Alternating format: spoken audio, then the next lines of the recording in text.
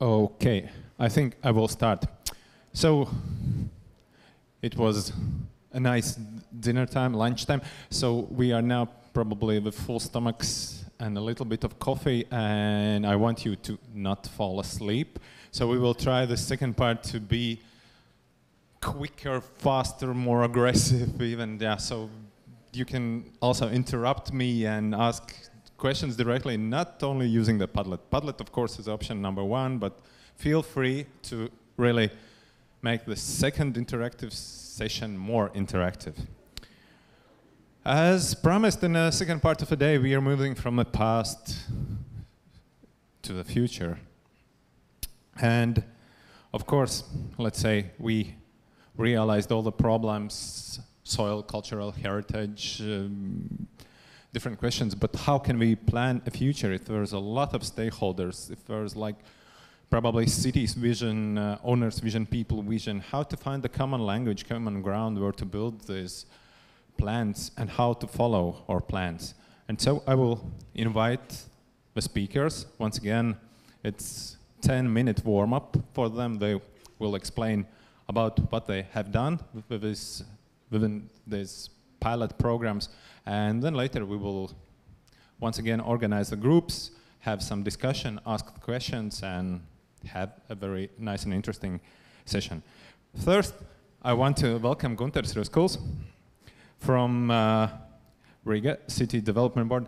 And he's not only a good planner, he also likes cure.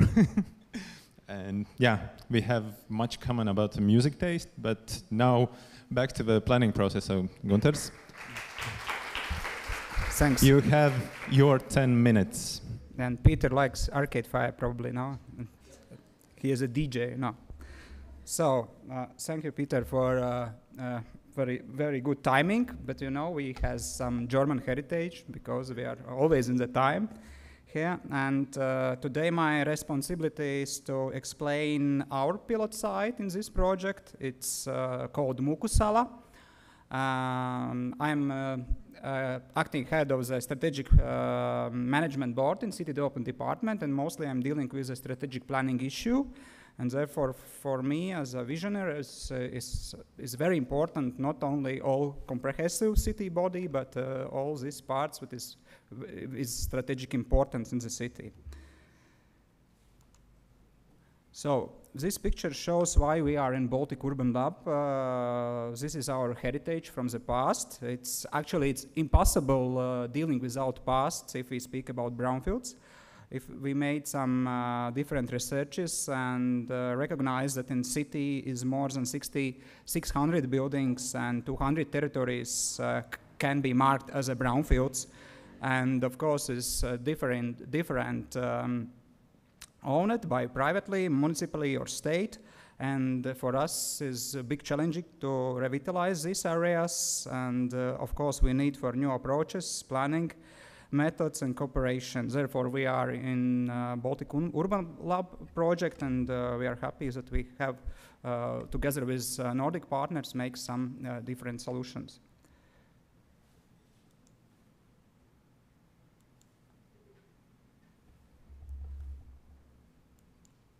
Strada.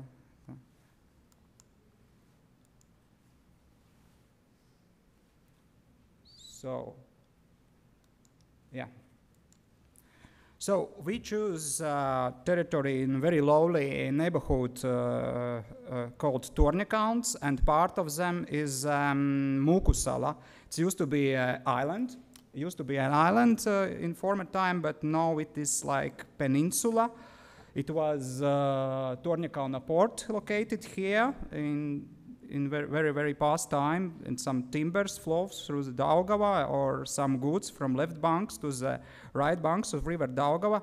Then in Soviet time, they will located one of the biggest radio factory in Soviet period. It's called Radiotechnika. Actually, it's second biggest in Soviet, and the first one is in Riga was located as well. It's called WEF.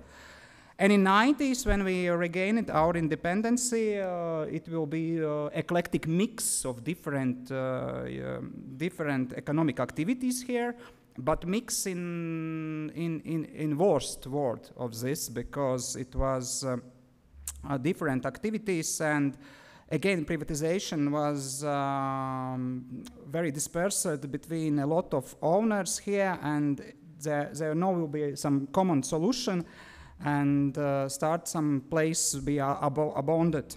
And now it is more developed like business and residential area here, and we don't know what will be in the future, because economic change now every 5 or 10 years, and for us as a planners is very, very hard to predict the real future, what will be after the 10 years here. So, why Mukusala? Territory is with huge potential because of the location. As a brownfields always, for instance, it is still in city core, very close to city center. By walk is 20 minutes, by car maybe 3 or 5, public transport 10 minutes. It is sensitive place because you see this protection belt of UNESCO heritage list. It is not in a strong zoning, but is in a buffer zone of the UNESCO heritage list. A lot of green and blue structure here, because it is located near the waterfront, near our river Daugava. It is marked as a priority development area in the city strategy. And a lot of different neighbor projects are surrounding this area, for instance, Rail Baltic. In the future, sister project of Baltic Urban Lab, Live Baltic Campus, because there will be some knowledge miles here, and a lot of big student campus developing here, iWater projects, and different city projects as well. Thank you very much.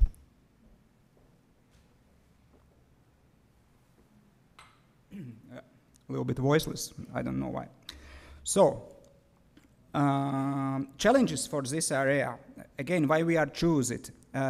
No common vision and identity of this area. This is, at this moment, is transit zone near the city center. It's a lot of pollution, noise, brownfield and contaminated ditch. Yes, it's very nice waterfront. In other side of this quarter is ditch, but it's very, very polluted. And fragmented land ownership dominated by private sectors. To be frank, this is the main aspect why we choose this area, because from one side it's very easy to choose area for pilot site if you have 200 brownfields, but from other side we see which place will be more challenging for us and which we have no experience how to develop or to make some impact for this territory. And as a city development department, as a city council, we had in the past some successful and maybe less successful top-down projects where we have our property. I mean, brownfield revitalization projects as the Oksana Dumpe opened this session at the morning, said about this Spīķeri Warhouse. It's actually top-down projects leading by city development department with some aspects of private-public partnerships, because some warehouse belonged to the private sector. It was successful, but we have no idea how to impact territories where approximately 90% of these territories belong to the private property, especially if it is very, very between different actors. And of course, lack of services in this area. So what we did, we start with stakeholders involvement, different interested parties, especially residents. That in this quarter, it's not a lot. It's approximately 400 only students, because near is this new student city, new students campus. Entrepreneurs, developers of this area, and different services, as for instance, as National Library and other suppliers. So, how we translate this revitalization of brownfields as a social process, and this project we translate as a student competition. We understand that this territory in the future will be a lot of young residents, because these universities here will develop their faculties more and more, and the best way is to ask for young generation how they see a city in the future, and what kind of suggestions they have for this territory. And yes, we got three teams from 3 different universities. And our challenge is to make some multidisciplinary team here. It's in all teams was students with different backgrounds. Maybe it's not works 100%, but we understand that students during this real project can learn, work together from different backgrounds and make one common vision for the comprehensive vision for this territory. Of course, it was mediated by their professors and different experts that take part in workshops, and of course it was some involvement of stakeholders, developers, and residents, and they done three visions each team. It's more about visions. Will be in the next session this coffee market. But of course, maybe, yes, we less did with the heritage, but we collect the situation analysis and what was in past, but mostly we collected ideas, dreams, and plans and visions for the future. And if we go back, this is for the, yeah, it is, we got these 3 visions, and one of them was winner. But of course, in future, it not like portrayed this territory picture directly. What is how it is marked in these visions, but it is like more like a tools for developers and for the cities, or like palette with the colors for us who will develop in future this area. What kinds of colors you can take from these different visions from student teams. So, and what will be follow?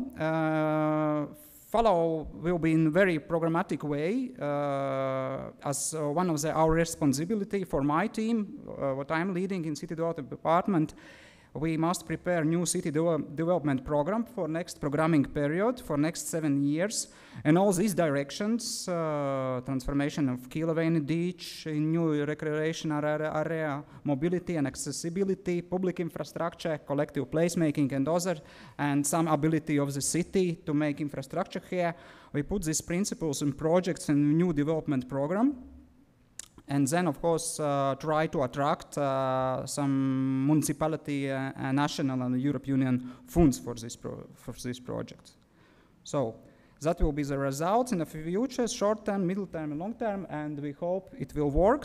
And for us, of course, this project was a learning process.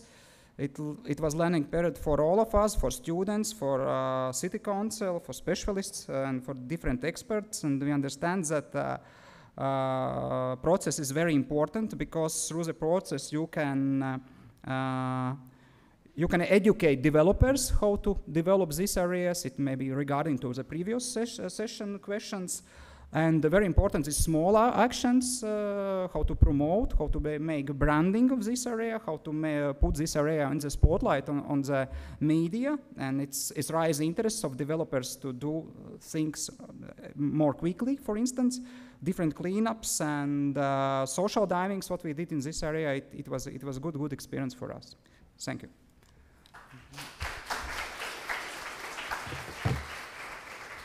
Thank you, Gunther. It was exactly 11 minutes. Yeah. As the next speaker, I would like to invite Frederick Mullen, involving citizens in discussing complex brownfield development. Frederick, the stage and the 10 minutes is yours.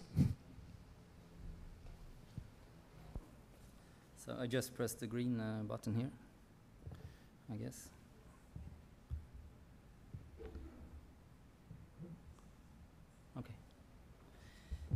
Yes, my name is Frederick. I work as a project coordinator together with my team. From the team, Eric, Linda, and Elke is here today. We try to work quite sort of in a flat organization. So even if I have sort of the main project, we have several side projects, we call it. They're quite run on their own premises, you could say, with their own leader. But anyway, I'm trying to keep it together. And what I'm trying to focus is, well, starting from the background in Norrköping, that we know as professionals that this the soil remediation, cleaning up the soil, is a very, very complex problem. And even for me, that I've been working with this for like 3 years, I hardly understand anything anyway. So, and the other thing is that it requires very high costs. And even though Sweden is a quite rich country in some ways, the politicians are not that interested in putting hundreds of Swedish kronors into these kinds of projects when they could put it into schools or hospitals or whatever. So the background for us is sort of to get the motivation, and it is not easy to do that in a direct dialogue with the politicians. So you need to find other ways, and I think that's similar to Rotterdam, or the case that we heard before. So getting there then, we have the question on how to make stakeholders feeling that they are part of this, and hopefully also to sort of co-create, be part of the development process, and how to create a shared vision. So that's, did you understand that? That's sort of the... So I would like you to keep in mind that what you should focus is, are there other ways to sort of get stakeholders involved than what I'm going to describe, because that would be interesting for me to know if you see other parts, or if we are missing some important parts of it. So Norrköping is, I think it's the 10th or 11th biggest Swedish city, and it has about 150,000 inhabitants, so it's much smaller, of course, than Riga and Tallinn, but it's some kind of a middle-sized Swedish city, you could say. And to take care of this kind of huge soil pollutions is a very big problem for us, even though we're quite a big city in Sweden. And this is a picture showing Norrköping. Used to be an industrial city. The university is sort of coming more into the city, and we have a more diverse business than it used to be. And what's also triggering this process and makes the politicians willing to discuss this development is that there is a national project to construct a high-speed railway, and this railway will have a new station on the yellow spot, this map, and we are working with the part which is inside this the red line, and we call it the inner harbor. And as similar to Rotterdam, this has also had a long discussion with the CEOs and the management of the port, because this is one of Sweden's most important, biggest ports as well. So it's been a process over years to sort of get them to share this vision that they're leaving this part of the harbor. Yes. So now we've worked for a few years to create more like professional visions. So this is what I show you here.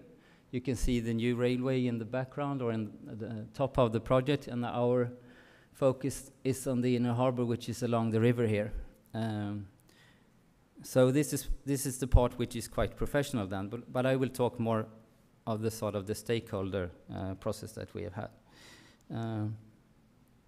And I take my sort of my position from a theory which I find quite interesting to me anyway, and it's based upon sort of the recognition or belief that people need to find out how am I going to affect this process, and what kind of result could I expect from it if I give my energy to this kind of discussion. And I try to sort of divide this discussion then into what we call forum, arena, and court, which are different parts of the process. So we can explain when we meet a stakeholder that you will be part of this kind of discussion, you can expect this kind of result. We will disagree or agree or something, or we'll just have a discussion. So is that clear to you? That's kind of sort of a standpoint from the start of the how to work with these questions. Yeah, and you can have specific questions are sort of more relevant to different parts of this process then. And I also would like to sort of consider every stakeholder unique in a very unique situation. So even if you meet this stakeholder several times, after a year, the situation has changed, so you have to sort of recognize this again and start some parts all over. So for me, this is a kind of continuous process with this kind of hundreds of stakeholders that we have. So we try to always take a discussion. If there is an opportunity to a discussion, we always say yes. So we never say no to a discussion, you could say. And then I'm moving then to how we're working more, giving examples. And this is an illustration of when people are sort of active on social media, because this is, of course, one part of our communication strategies, to be active on like Facebook and Twitter, etc. And as you can see, those media are mainly important because we can find them when they are sort of free. In the most people use their Facebook in nighttime or on Saturdays when we are not working. So that's why those kinds of media are important, because we can find people when sort of we are not there. And I won't go through all of this, but we have produced a lot of films, and we have a lot of followers and people watching this kind of information. But anyway, this is more like top-down and information giving from us to them, and they have quite hard to react and respond to this.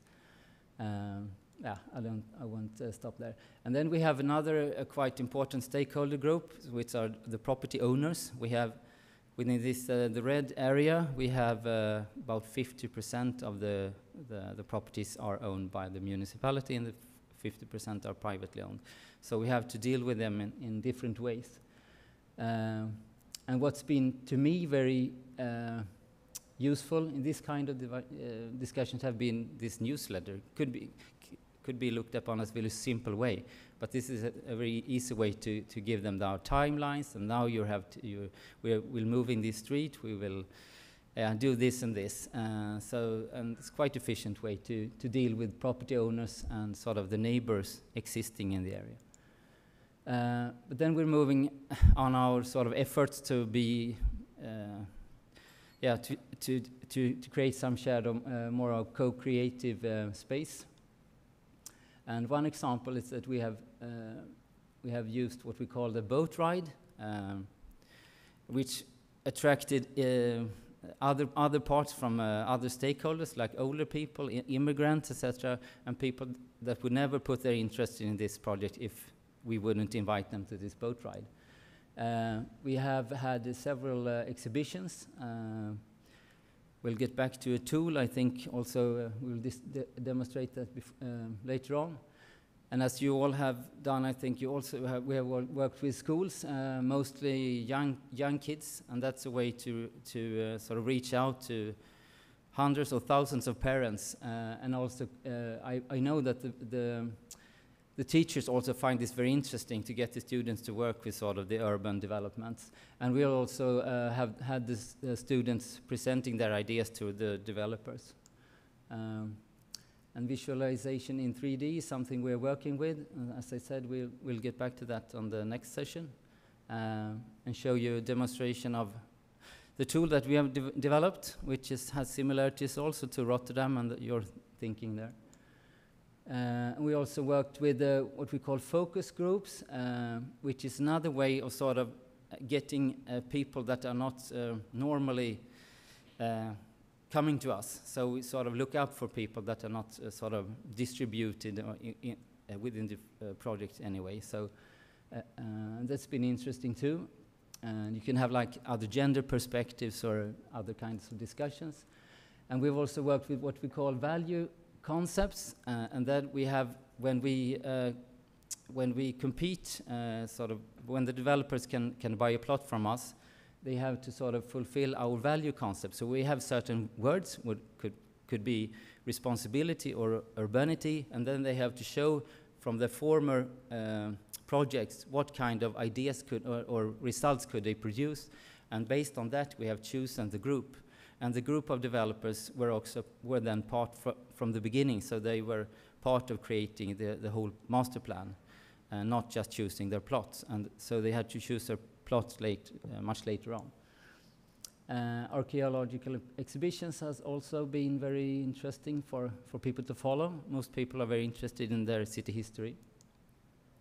Lessons to learn, summing up, because sometimes I said yesterday, we feel we're a bit sort of not so organized, but I feel that it's also important to dare to try, just try. You don't have need to have everything written down in your strategy.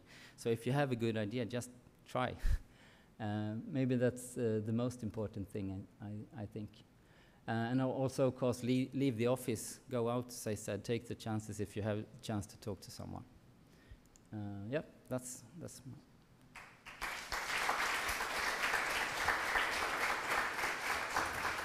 Thank you, Frederick.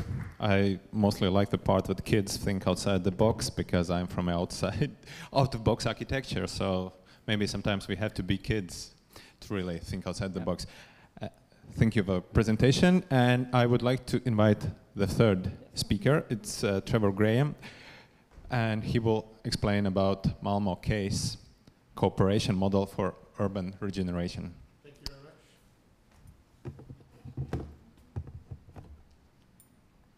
Do the hand mics work? I'll stay here. Okay. So I'm going to give a perspective. I'm no longer working for the city, or I'm working with the city as a consultant, but I used to be employed by the city, working with regeneration work. And we can, see if that works. We can look back on 20 years of development in the Western Harbour, which was our first major brownfield redevelopment in the city, which has seen a lot of innovation and a lot of development around creating the sustainable city of tomorrow. And in here, a lot around process development as well, working in partnership and creating what we now use as a developer dialogue process. So in a lot of developments that are going on in the city, the developers will come around the table, we'll create a shared set of values, and we work towards those values in implementing the development. But to me, this is kind of now, this is fairly standard development. So this is it would look similar on a greenfield site as it does on a brownfield site. There's obviously more complications, but it's not that complicated. And this is what the planning organizations are designed for. So everybody knows their role, everybody understands the rules of the game, both within the city administration, within the developers, within the finance institutions. It all kind of works together in a relatively well-oiled piece of machinery, and we operate with a 20 to 30-year perspective. Sort of fairly basic planning. These areas are a lot more challenging. This isn't a fancy waterfront. This is an industrial area which used to be on the heart of the city, but on the edge of the city, but is now quite close to the city centre. But it's not prime real estate. It's not highly desirable development zone. How do we go about developing the same kind of approach there, or working in our existing communities where we have a whole multiple layer of complication on top of that development process around working together with local communities, but also dealing with some major socioeconomic challenges. And if we're going to be growing and becoming a more compact city, how do we then go about working in these spaces? When we work in a new development, we work with a 25-year framework. When we work in these neighborhoods, we work with a 3-year project, where there are no clear rules of the game. People don't understand their roles, there is no shared vision, and there's no resources for delivery. And then we wonder why it doesn't work. So there's a need to start really thinking outside of the box and thinking about how do we get that long-term approach into creating a livable, inclusive, dynamic, and sustainable city for everybody, not just in our more desirable neighborhoods. So working from that sort of the classic, simple straightforward systems, everybody knows the rules, into something much more messy. Working in a district with 20,000 people, looking at challenges around how the outdoor space is used, challenges around infrastructure, infrastructural barriers, socioeconomic challenges, social exclusion, different gender roles with operating which steer the way the city is worked. How do you then engage with people in that development process and create something completely different? And how do you do that with a 3-year perspective? The answer is you don't on a 3-year perspective. But unfortunately, I would love to say that we've cracked it, and Malmö now works on a 25-year development plan in existing neighborhoods and existing parts of the city, but we don't. And this is still a huge challenge, and one which, to me, I just don't understand. Why is it so difficult to have a long-term perspective when we're dealing with such incredibly complicated issues? So, back to our industrial neighborhoods. So I'll be talking about a couple of different areas. This one is Sorgenfri and Sofielund, which, as I say, used to be on the edge of the city, and over time it's become less and less used. There's become a lot more vacant properties, and vacant properties are cheap properties. So vacant properties start being filled with people who are looking for cheap space. So clubs, bars, community organizations, artists who start coming in and setting up activities in here, but also sort of grey zone activity and darker activity. So we have everything from, in this neighborhood, everything from one of Sweden's biggest bakeries to a tiny new started Syrian bakery, to a sourdough bakery, but also around the corner there's prostitution, there's drug dealing, there's all sorts of other challenges that we have to deal with. There's a lot of different multiple layers. In the city's development plan for this neighborhood, it talks about it being pretty much an economic dead zone. There's not much going on here. But in actual fact, there's over 700 businesses and community organizations operating in this area. It's an incredibly vibrant hub of activity. Not all of it completely desirable activity, but it's functioning as an incubator and a developer for a lot of really new and exciting business startups within the city. So events like this has been part of the Sofielund Festival, which is bringing together local innovators and local creators, but opening it up for the wider community, because people in Malmö think of this as being a dangerous space to be. But actually, there's some good clubs, there's some great bars, there's some good microbreweries, there's some great food available here. The initiative behind this has come from the property owners. So there are over 70 property owners. The city owns virtually nothing here. Some of those properties are industrial activities, like the bakery, which has got noise, a lot of noisy activity. So they've got their challenges. There's another company just off this picture which is producing starch and has explosive risks around it. So there's kind of industrial challenges around here, but it's demarcated on the development plan as being mixed use. So how do you go about this? A dynamic regeneration of the neighborhood. So the developers were working together and with the city and have developed a joint initiative, which is called the BID Sofielund, which is a business improvement district, but it's also about diversity and inclusion. So the BID can stand for different things. The latest thing that they're doing now is there's a discussion going on between the city and the property owners around how do we realize the redevelopment of this neighborhood without destroying the heart of the neighborhood.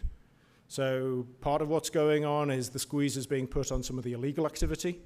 Some of the activity that's not quite legal but could be is being supported to become proper clean businesses.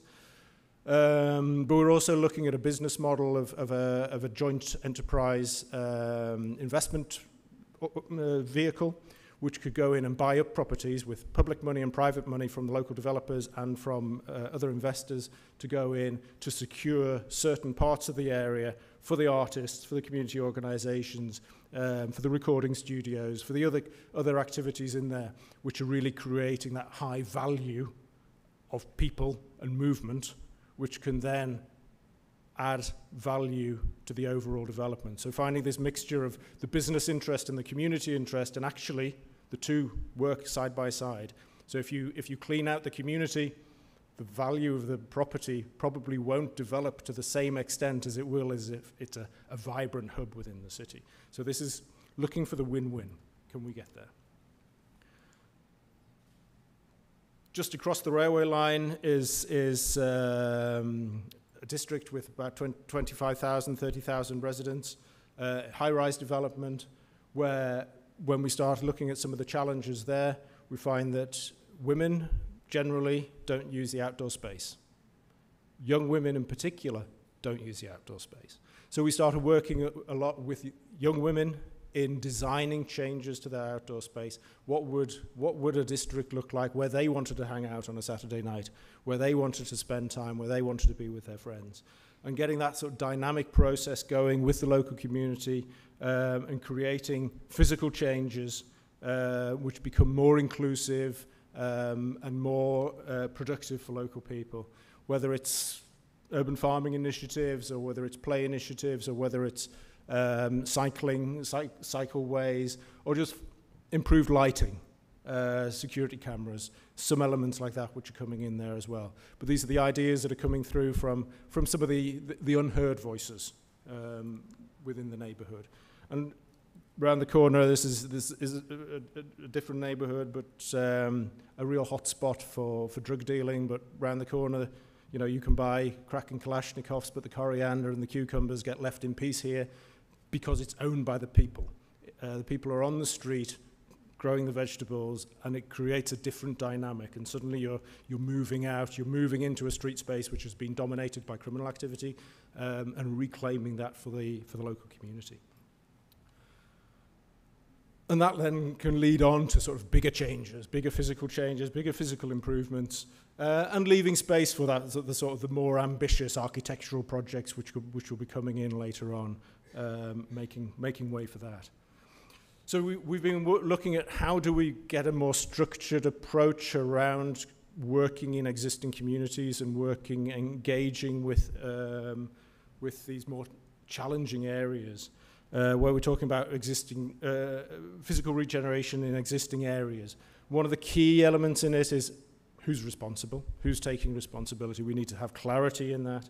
We need to be clear about we're adding value for the communities. We're not squeezing people out.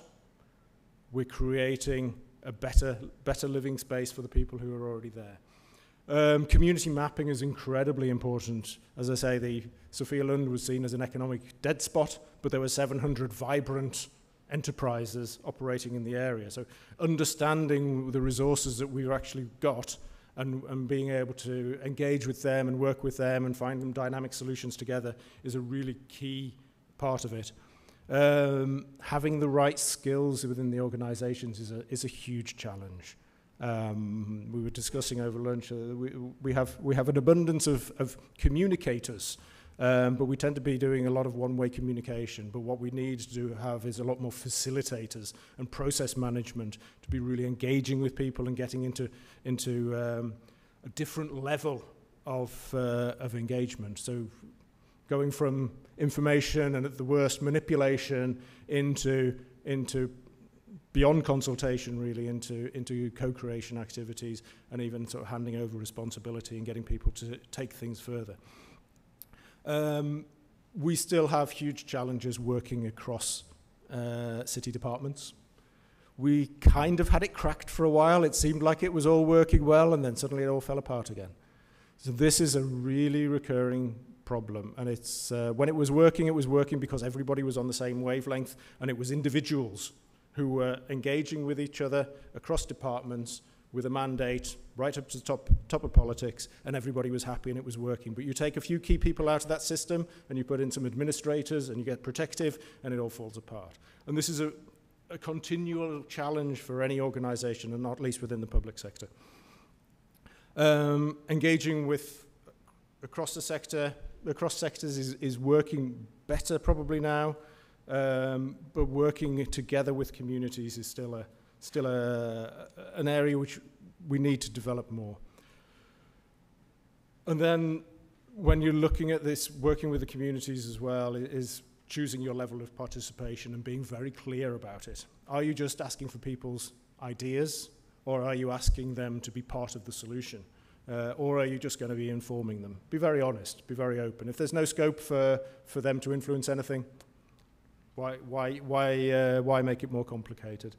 And I'll not go into detail on this, but this is really just, we're starting to look as well about what's the sustainable return on investment. So how do we start looking at new financial models in which businesses can be creating a higher return for the public sector by adding value for communities? So we're dealing with decreased fear of crime, we're dealing with improved well-being, decreased public health problems, all of those kind of things which can have a direct financial impact on the public purse. Can this be part of financing new ways of looking at business models for sustainable regeneration? And at the end of the day, creating a vibrant city for the people. Thank you very much.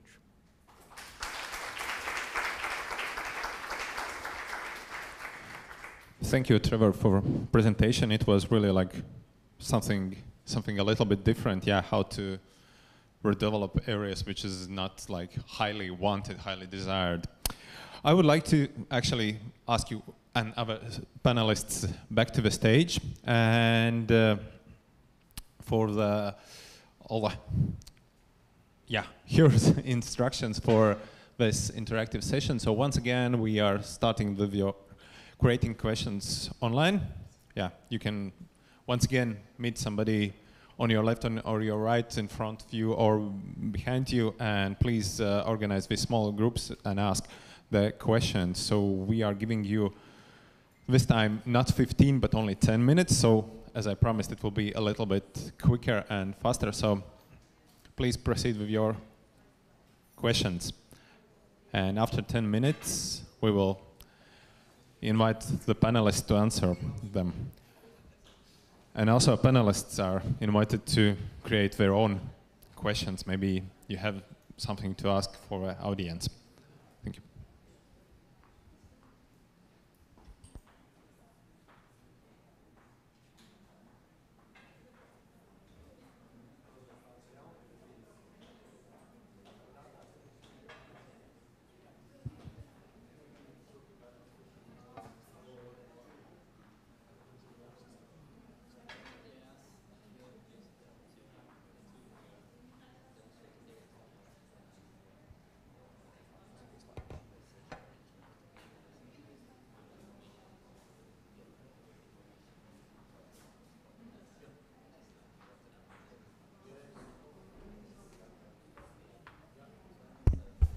Please, when you write your questions, put them on the right side so we can distinguish them from the old questions. And just don't play around with colors and so on, just let them be white. I'm playing around with the colors just to keep track on the questions.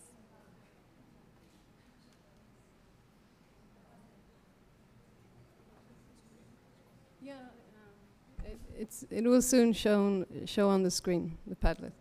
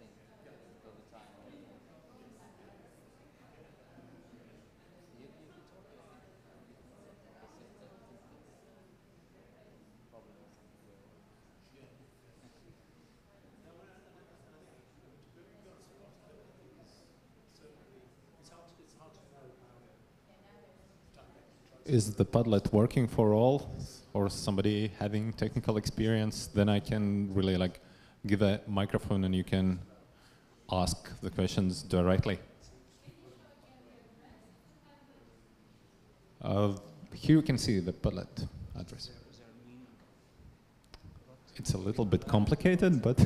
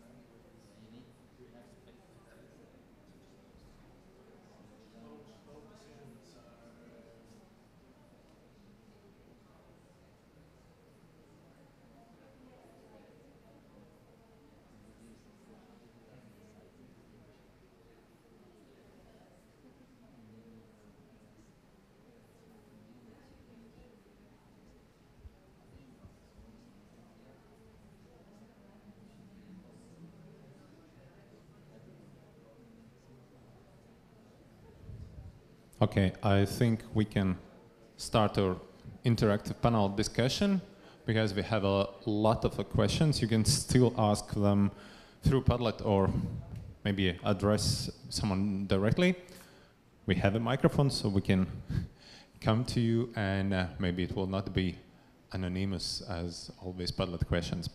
So yeah, I already noticed one question. It was addressed to all of you. What skills does urban planner need to have in 2025? Should I start? Well, I think you need to have a very broad interest in people, in the environment, and hopefully also in design, which I still think is very important.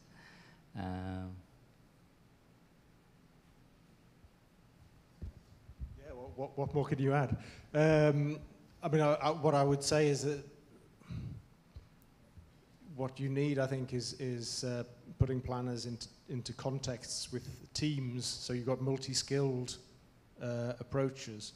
So I think there's a limit to how much you can expect from one particular profession. But I think what we need to be better at is working together across disciplines and across professions in a much more creative and solutions-oriented approach.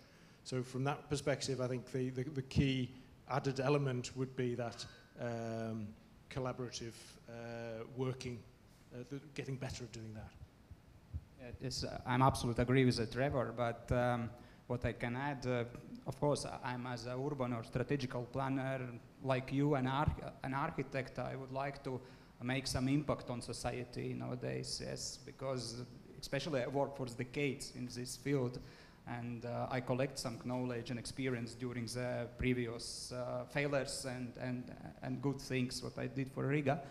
But yes, probably in contemporary world, planners can't be arrogant and must listen stakeholders. It's called participatory planning, and this is one of the main aspects in nowadays to answer for people requests and to take and to make it in a very clever way. I could also add leadership. I would say that you need to be sort of willing to take the the leading position, because otherwise nothing will probably happen. So that's also something that I sometimes miss also from this profession. Yeah, you can't afraid for the decisions. Sometimes you need to make decisions, not waiting from the top. Yeah, Trevor, you mentioned this interdisciplinary, and I think the really good example is here.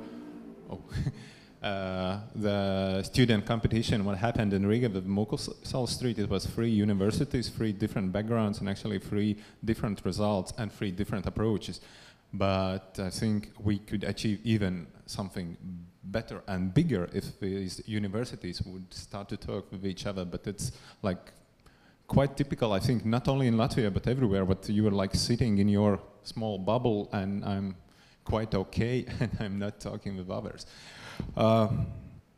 Yes, Frederick, you mentioned that almost like through all these methods, which are you using, newsletters, social media, etc., everybody like have some pluses, but all have approximately the same minuses. It's like time-consuming and constant work.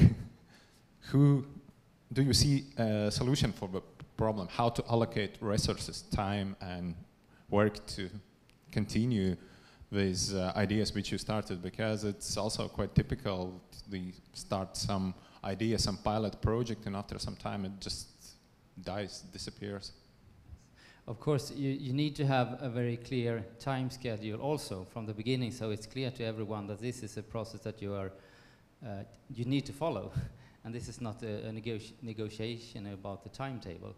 And then in my case, I feel that in Norrköping we have a quite a good organization, so I can always meet with the highest management. Every month I have a report to them, and every month I have a report, both written and in a meeting with the politicians.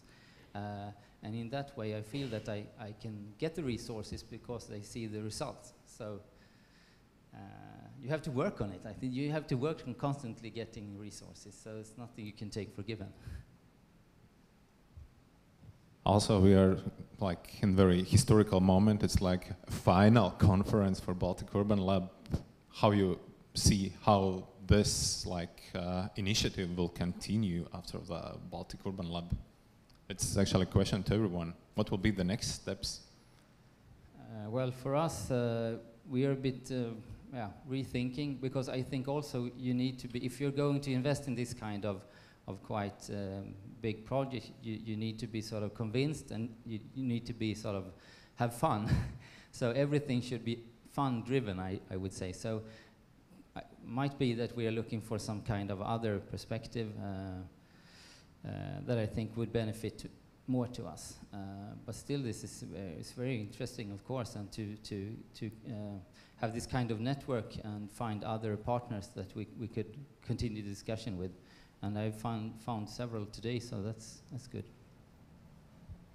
So I suppose we need to promote brownfield areas, the development of brownfield areas in the city, because usually it's located in very strategic place. It used to be industrial places, and when you are building industries and of the city border, but then cities grows, and western and eastern cities doesn't matter.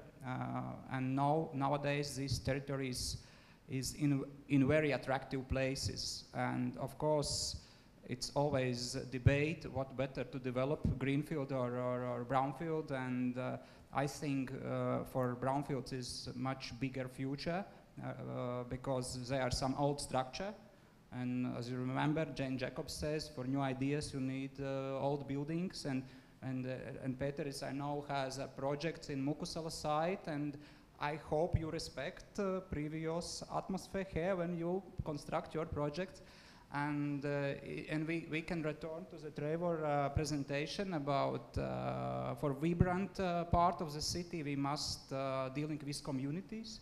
And in greenfields you have no community actually, and in urbanized areas you have community, and you can make for this place a better future. Malmo hasn't been part of the project, but I'm going to be taking the report back to the planning director, and so have a look at this. Some interesting stuff. And I think, you know, we're engaging through various networks, through Union of Baltic Cities or through Nordic City Network, and these are very, you know, real issues for all of those cities in those networks. I think it's a discussion that's going to be continuing, and I think this exchanging ideas and experiences is always going to be key. Okay, we have a question: how to include existing values like culture or existing community in the brand and the vision? Well, I could start, because this is a quite difficult problem for us, since we have this soil pollution almost all over the place. So we have made the decision, in order to have this environment livable, we need to tear down several buildings which we really dislike. So instead we have tried to work with, I call it harbor memories. So we're trying to collect all the things that we sort of can bring back after the soil remediation process is done. And we also have this as a very important design sort of factor for the architects and the developers. So they have to respect our sort of, well, our service of the existing cultural heritage. I'm not sure if you understand it, but you can find more about this on our website, really, so we have some information. Yeah, I was going to say, I mean, a key part to it has got to be involving those people, involving those actors in designing the brand, or designing the basis on which you're going to be developing something. And obviously that's going to vary a lot between what kind of area you're working in and who the kind of players are in there, and the kind of commercial interests that are at play. So I wouldn't say that you can necessarily have the ownership entirely with the community, but you have to be building on a dialogue together with the community to find what are those, what are the things that are going to be working for them, and then there will be maybe other things that will be important for the developer, and looking at how do you piece all that together into something that's a coherent whole, so you're not creating islands of something different within the city, which can in themselves become flashpoints or barriers or problems for the future. So creating this sort of integrated urban fabric in which people feel able to move between different parts of the city without problems. Yes, I think this is key elements for the vision for all territory, if you have some culture or nature resources here. And it's interesting, in Mukusal site, maybe it's really degraded territory was before, and in 90s there was even some swimming pool between construction, different activities, industrial, and children can celebrate birthday parties in such a crazy place. But now students, for instance, in their works to find this place and see as a culture center for this site in the future. Therefore, it's very, very important how to use in branding nature resources, what you have in neighborhood or in the quarter, or some culture things. Gunnar, continue the theme about the Mukusals. If the students put a culture house, isn't it something like this hand of architect, hand of God? We are putting the culture center, but in Mukusal there are, like you mentioned, 400 people only. Do they really need this culture house? Are they users?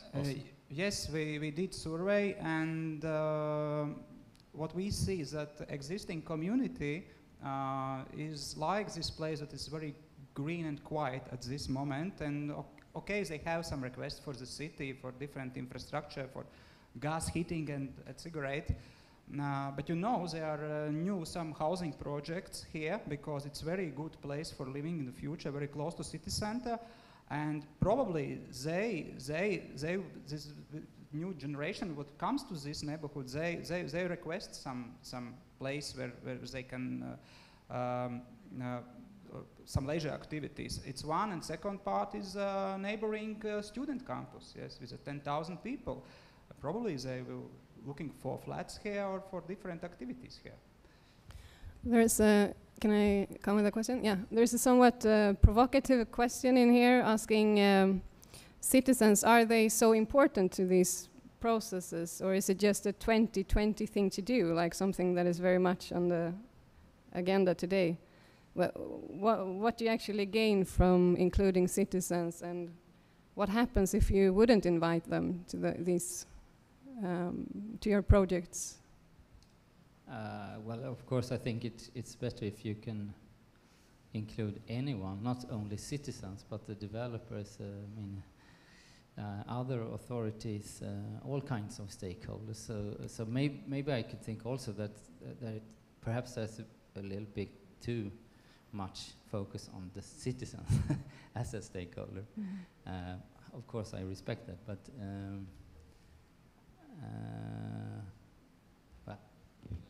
yeah, I mean, I think you've got a point.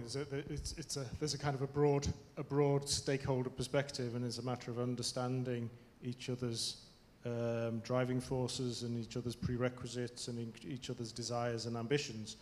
And that's not always easy. It's not always easy between city departments because we have different mandates and different driving forces there. It's not always easy between public and private sector. It's not always easy with community organisations. But I think what is very clear is that we don't understand each other well enough. So we need to be constantly revisiting that understanding, and also, you know, the citizens. What's the citizens? The citizens, you know, 1 million people, 500,000 people, all individuals with different perspectives, and people are moving. So you don't have necessarily completely stable communities. If you're working on a 20-year development project, the people who you're working with at day one aren't going to be around in 20 years' time. But it's a matter of having that understanding and a respectful way of working together, and it's a give and take. And sometimes there's going to be more give than take. Sometimes there's more take than give, and there will be times when I think we could find examples in all of our cities where the local government has said, no, this is what's going to be done, and people have said, no, we don't want it, and said, we don't care. This is going to happen. And sometimes that kind of leadership is maybe needed too. But I think if you can create that space of respectful understanding and trying to find something that's really going to work to take things forward. And I think, you know, we're living in incredibly complex times. So you should see what's going on in the politics in Sweden at the moment, and Brexit and the US and all the rest of it. If you ignore the people who are too often ignored, then we open up for all sorts of ghosts from history that we really don't want to be revisiting again. So, like, how do we make sure that there's a future for everybody, and everybody can take ownership of their citizens? For me also, I think that the citizens are also part of the democracy, the overall. So for me, it's really important to have more than 50% of the citizens sort of supporting our project. Otherwise, it's not going to happen. So, and of course, I believe in the project, since we're going to make a better environment, a more sustainable and attractive city. So that comes back to leadership, I think. If you believe in your idea and the vision, then I don't think it's not democratic, sort of, to make people informed and hopefully follow the project. Probably for me as a city planner, it's not a provocative question, because citizens pay me a salary, because I have to work with the citizens from one side. From second, it is good information for me because they are city users, and I have ambition to make some agreements with citizen stakeholders that our ideas is acceptable. Mostly it's not possible, but yes, we try to work. Maybe dark side of this is if you are very devoted in participatory planning and working with citizens, they trust you, but maybe sometimes some going bad with the project in the future, and then they are double angry because If you are doing it in a conventional way, yes, it is a city municipality, okay, they are dealing with the developers. But if you are devoted to work with the public and result is the same, it's maybe it's a very big problem for us in the future. You mentioned this participatory planning. I wanted to provocative question, is it really participatory? Because we know, actually, I don't know, maybe there will be comments from Sweden as well, but here in Latvia you feel like you're living in a bubble. You go to the conference, you go to the lectures, etc. It's same people, same faces, and I think it's maximum 10% of the population, and 90% actually doesn't give about what's happening. So I'm absolutely convinced that if we speak about sustainable development strategy for the city for 2030, it was a good example for participatory planning. We're mostly dealing with the stakeholders, less with the forecasts and with the different researches. And I'm very proud for this document.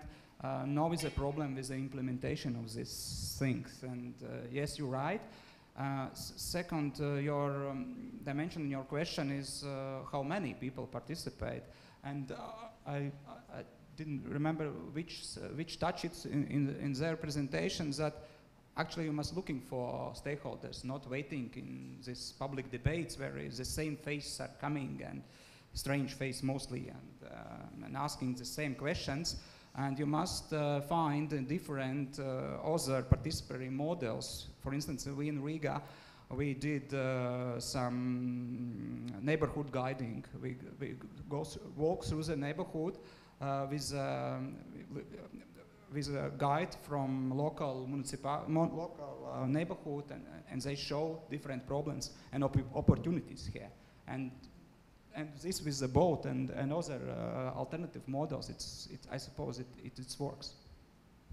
Well, I think also that, well, of course, not everyone is interested in architecture or planning, but most people are interested if their city is moving into a better position or a worse position, or if they feel safe when they are going shopping, or if the schools are improving.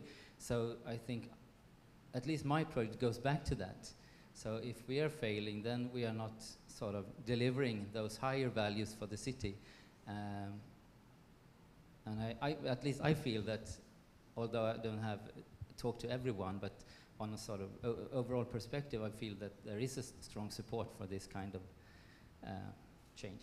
Yeah.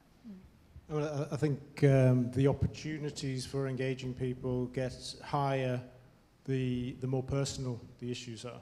So the closer it is to home, and the closer it is time-wise, and the closer it is to being a realistic change, then people are more likely to be interested in being involved. Being involved in a long-term, vague development process is really not going to be getting people going that much. But if it's something that's happening in my community, around my corner, that's affecting my family and my everyday life, then obviously it's going to touch me more, and I'm going to be more interested to be part of that.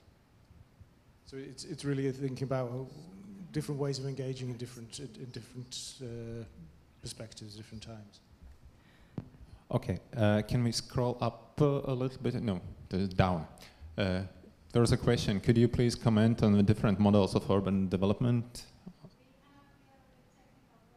Okay, we are having a technical problem. So maybe, yeah, we can try finally this more interactive discussion. Maybe somebody have a question in the auditorium? I can lend my... Yo.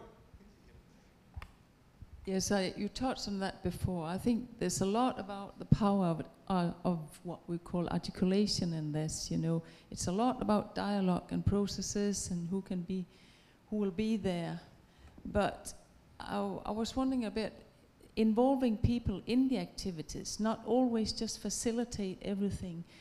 That creates always much more ownership. And do you have any experience in that? You were touching a bit on the including people in urban gardening and so, but have you thought a bit more about that? Not only this dialogue, discussion, asking questions. I mean, there's a lot of people out there who are just not able or don't dare or don't have the resources to discuss, but they maybe have it in your hands or when they do other things? I think one of the other, you were asking before, what's needed of, you were talking specifically planners, I think more broadly around both public and private sector bodies is the ability to be reactive. So the ability to act on other people's initiatives. So not just we initiate things and within the scope of what we're initiating, we will invite you to participate, but also, well, actually you're doing something really interesting. What you're doing really fits in with our goals and targets. How can we work together? Can we support you? Can we help facilitate? And I think this facilitating role, I think, is going to be something that we should be developing more of, to be supporting those initiatives which may be coming completely off the street, which the community gardening was. That was coming from a Somali organization who wanted to start up some community farming. We financed them with money from the Regional Development Fund, and then we got a bullet in the back because we hadn't put their idea out to participative procurement.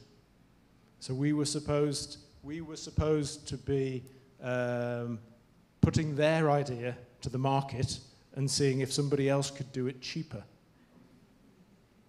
And I just wanted to jump off a bridge at that point. But there are challenges. But I think going into that more sort of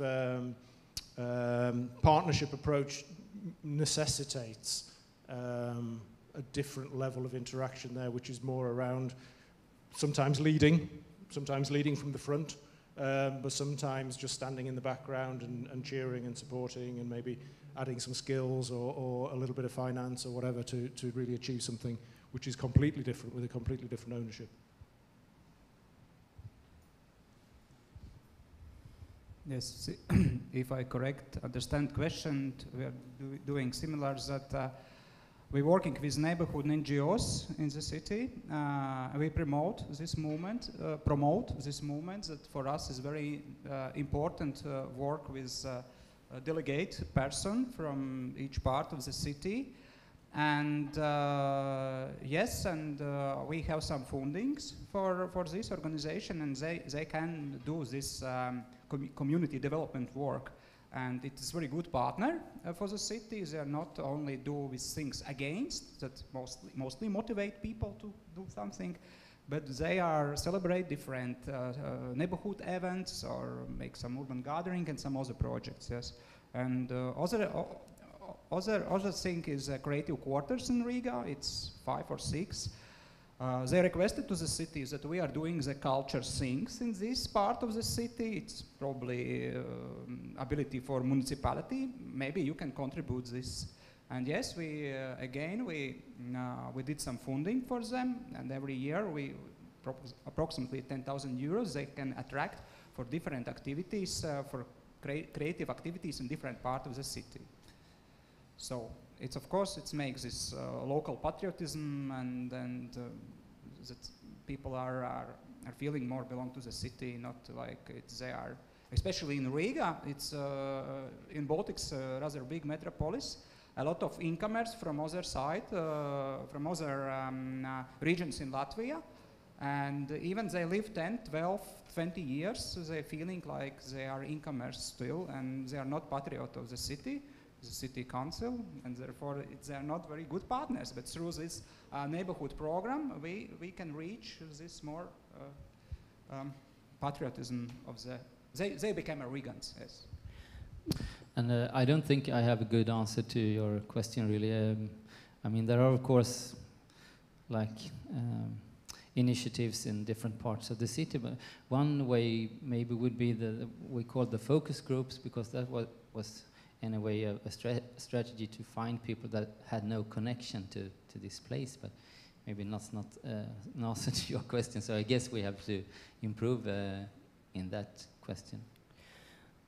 Maybe to be able to, there are so many questions here, so to include some more of them, maybe I could ask 2 of them at once and ask you, all 3 of you, to answer them quickly. or very shortly. And these are, how much did your plans change during the project? If you could answer that quite short, and also please point out a unique solution that you have used or will use again. If I start, well, we have had quite major sort of changes if you look at the master plan, mainly as a result from our findings of the contaminated soils, etc., but also of the processes both with citizens and developers. So it's quite different, really, if you look upon it. But basically, we also have some kind of things that we won't compromise with, I guess, and that's sort of keeping the city together, connecting different parts of the city. So we have also some basic fundamental sort of things that we wouldn't compromise with. And one thing that we have sort of invented then, I would say, is that to work with the value concepts, and that's a way really to also to open up for totally new ideas when it comes to the master plan, and I haven't seen that before, at least. Yeah. So yeah, during the projects, we as a city working for different projects near this neighborhood, and of course we understand it's definitely need for people, residents of this area, and it's like for us like a mandate that we can continue work with these projects. Means this Mukasala Promenade, remediation of Kilovane ditch and other projects. Second thing, what we can bring for this project, actually, it is like changing a paradigm in urban planner daily work here in Riga. I don't know how it's in Tallinn, but we still feel this post-communist heritage here in behavior of planners, and old stuff thinking is that it's main control. You design city and then control, is it fit or not fit, if you are something, if Peter must something to do with his project. But no, it's more like debate, more like dialogue between city planner and developer. Yes, not only to see is it accessible by the city, but how design fit with the city strategy ideas. And it's a very important statement. I don't know, is I good I explain in English, but because again, some conservative planners are more see like this process like controlling. They're afraid because if you are making some debates, maybe it's still something with a corruption. And yes, I hope we becoming as a Western city in urban planners education and behavior as well. I mean we're in a different kind of project which is kind of evolving all the time, so we're in a constant state of change without at the moment a fixed end goal. One of the more interesting things I think around innovation within that process has been around finance and looking at new ways of financing things.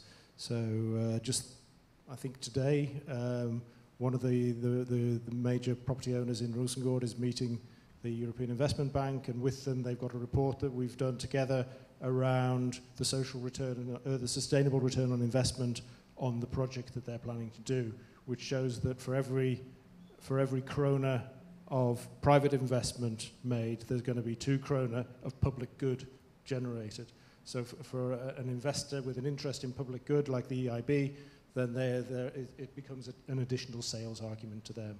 And then looking at creating this shared financial vehicle, a development fund for development of Sophia Lund is again another way of just looking at, well, how do you get a managed gentrification process, essentially, where you are raising values, you are creating a dynamic regeneration, but you're actually keeping some of the core values of that area, a little bit like you're talking about, finding the finances to actually make that work and make it stack up in everybody's interest. So financial innovation, I think, is one of the things that we're kind of making some new ground on.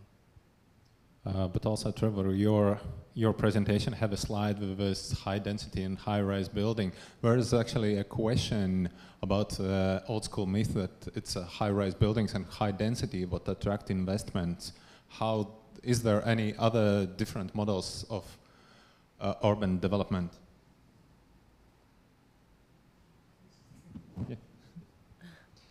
Yeah, I mean, I think looking at it from a Malmö's perspective, you know, Malmö's on some of the best agricultural land in Northern Europe, so growing outwards isn't an option anymore. So we need to grow inwards. Growing inwards means higher densities.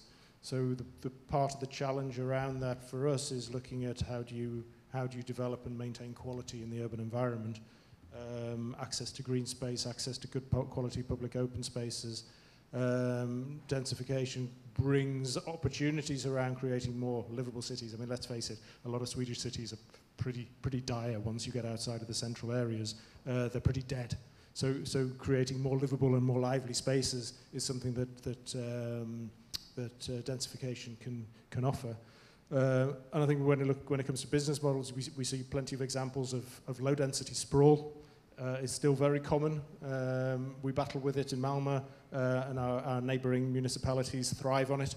And we deal with problems around dysfunctional transport systems and all the rest of it. So there are different business models that are already there, but I think there's a question about what's the optimal density, and I think that's one that's sort of still being debated for a city like Malmö.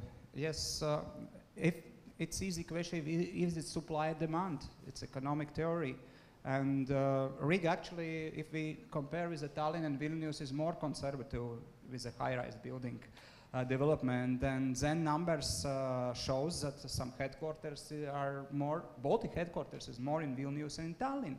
And of course, if it's demand, we must supply, but it's the right things to do in the right time and right way. And before crisis, a lot of architects and bombing a city with different ideas.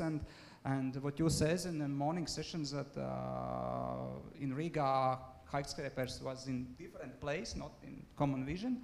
Now we start think that we can some conglomerate or make some clusters for this.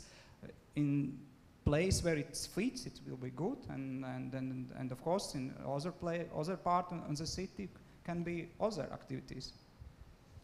And for us, we know that as a region where we come from, we need to improve when it comes to specific kinds of jobs, like more high educated jobs. And we need to, and to reach that, we need to have a higher population. That's a fact.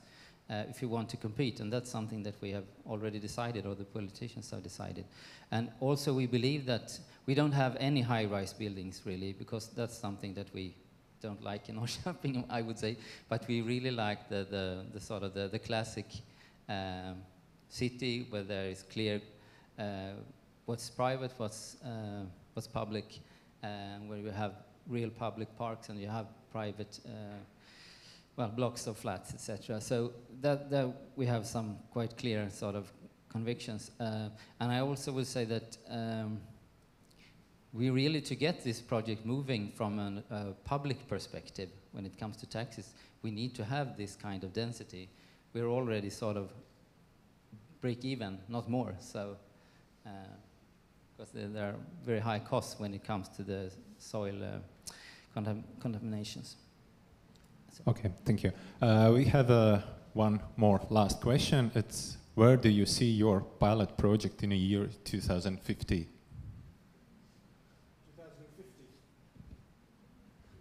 I hope it will not be any more pilot project, but a real project.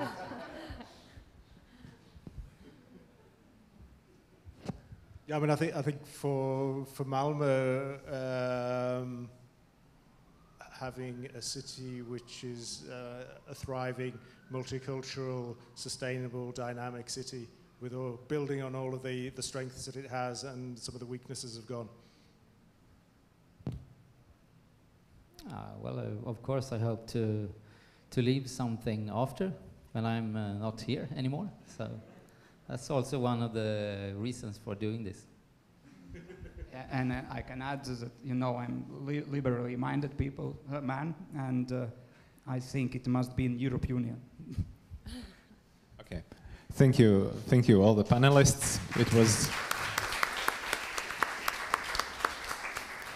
We have few questions unanswered, so later try to catch our panelists and ask them directly.